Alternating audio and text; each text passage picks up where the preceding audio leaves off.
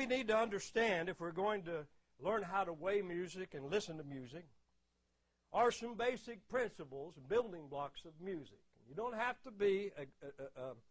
go into a lot of theories of music to understand these things. These are basically simple principles. And there's three basic building blocks of music. There are many other parts to music, but these three basic building blocks to music must be understood if I'm going to understand anything about how to listen to music. And they are melody, harmony, and rhythm. Melody, harmony, and rhythm. And they're not difficult to understand. Melody is the tune. It's the part of the song you can hum. Harmony is a combination of notes into chords.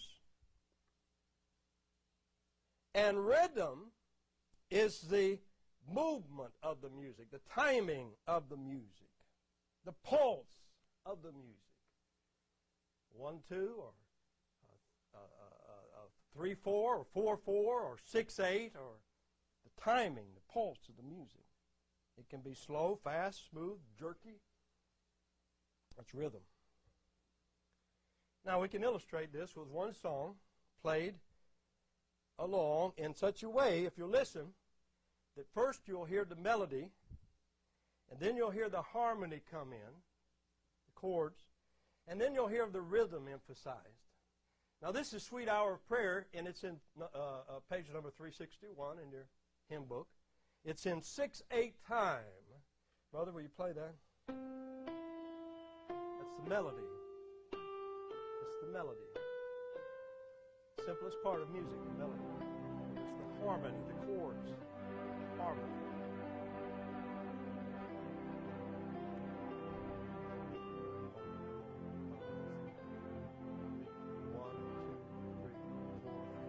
That's the rhythm. That's the pulse of the music.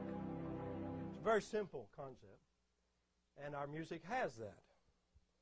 If you learn how to listen to that, you can make a lot of discernments about music. And if you change any one of those parts to that song, you change the message of that song, even if you have the same words. For example, if you change the melody.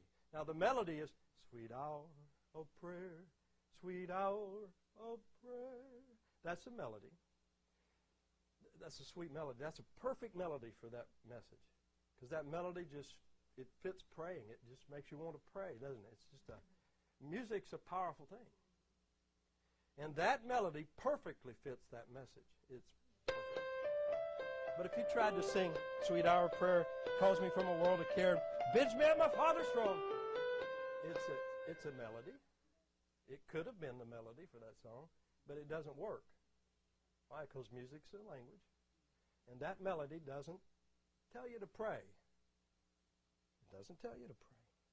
If you change the harmony, you make a minor harmony, as like this cut, you change the message. It's the same melody. The only thing that's changed is the harmony. But it's different. It's different. It's darker. It's different. You could make that harmony fit a lot better than that other melody did. But it changes the message just by changing the harmony. Everything else was the same. And if you change rhythm, you definitely change the message of a piece of music. Now, we're not going to use Sweet Hour of Prayer to illustrate this. We're going to use Silent Night to illustrate this. Christmas song. Silent Night, traditional. The way it was written. Silent Night, Holy Night. Beautiful piece of music. There's melody, harmony, and rhythm there. It's a very contemplative kind of piece of music. Fits the words very well. Now all we're going to do here basically is change the rhythm to a little backbeat, little contemporary style. It's the same melody basically. As she's sliding around so much it's hard to tell the melody, but it's the same melody. But the rhythm's all different, and you don't know what to do to that piece. It's definitely a different message. It's a different message, and all we did was change the rhythm a little bit. And we can illustrate this with the William Tell Overture. The William Tell Overture is a long piece of music, and most of it's not very fast or exciting. But there's a couple pieces that's pretty exciting. It's the Long Ranger music. And it certainly fits the Long Ranger. You got the horse and the stallion and all that stuff. It's exciting. Well, here's the same thing. Let's just slow down a bit. The rhythm's different. Same melody. But it's not the same. Lone Ranger's not going anywhere. Something's wrong with him. You'll never catch the outlaw that way. Never. All we did was change the rhythm. Here's another. William Tell Overture. Got a little backbeat now. This is classics for people who don't like classics kind of deal. So you add the rock beat. And what you do is you ruin the music. You just ruin it. It's just not the same. What is the Lone Ranger doing? He's on the disco floor. Dancing with Tonto.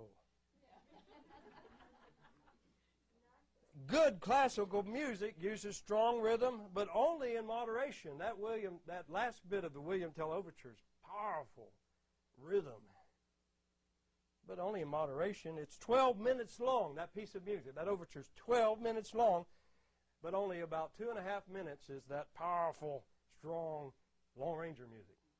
The rest of it's nothing like that at all. If you ever listened to it, you know that.